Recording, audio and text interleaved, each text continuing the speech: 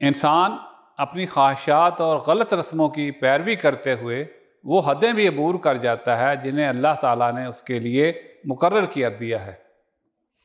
قرآن ان حقیقتوں کو واضح کرتا ہے کہ اصل حرام وہی ہے جسے اللہ نے اپنی حکمت سے منع کیا ہے، باقی ساری پابندیاں جو انسان خود گھڑ لیتا ہے وہ باطل ہیں۔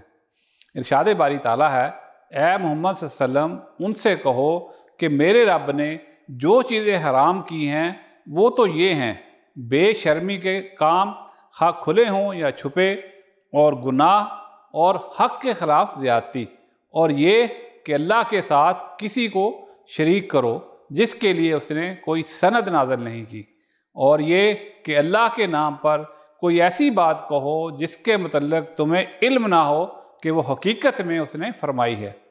الاعراف 33۔ ناظرین، یہ آیت واضح کرتی ہے کہ اصل حرمت انہی چیزوں پر عائد ہے جنہیں اللہ نے ممنوع قرار دیا ہے۔ پہلی چیز بے حیائی ہے، خواہ وہ اعلانیہ ہو یا چھپ کر۔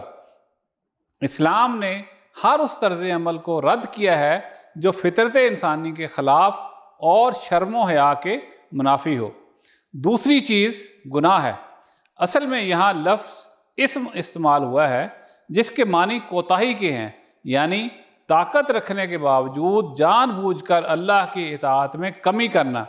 جیسے ایک اونٹنی دوڑ سکتی ہے لیکن جان بوجھ کر سست چلتی ہے، اسی طرح بندہ بھی قدرت رکھنے کے باوجود فرما برداری میں کوتاہی کرے تو وہ گناہ کے دائرے میں داخل ہوتا ہے۔ تیسری چیز حق کے خلاف زیادتی ہے، یعنی حدود اللہ کو توڑنا اور ان حدوں میں قدم رکھنا جن کا اختیار اللہ نے انسان کو نہیں دیا۔ یہ زیادتی کبھی خدائی میں شریک بننے کی صورت اختیار کرتی ہے، کبھی بندگان خدا پر ظلم ڈھانے کی صورت میں ظاہر ہوتی ہے، اور کبھی تکبر و غرور کے ذریعے رب کی کبریائی کو چیلنج کرنے میں۔ چوتھی چیز یہ ہے کہ اللہ کے ساتھ کسی کو شریک ٹھہرایا جائے جبکہ اللہ نے اس کے لیے کوئی سند نازل نہیں کی۔ یہ سب سے بڑی نافرمانی ہے کہ خالق کے ساتھ مخلوق کو خدائی میں شریک بنا دیا جائے۔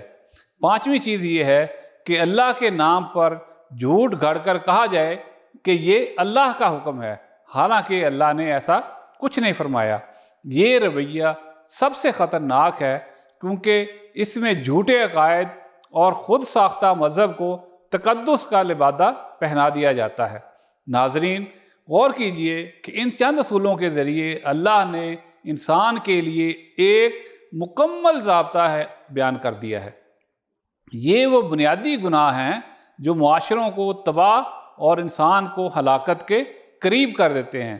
باقی جتنی بھی خود ساختہ پابندیاں اور ممنوعات ہیں وہ انسانوں کی اپنی گھڑی ہوئی ہیں، اللہ کے دین سے ان کا کوئی تعلق نہیں۔ اے اللہ، ہمیں بے حیائی، گناہ اور زیادتی سے محفوظ فرما، ہمیں شرک اور تیری طرف جھوٹ منسوب کرنے سے بچا، اور اپنی اطاعت اور فرما برداری میں استقامت عطا فرما۔ آمین یا رب العالمین۔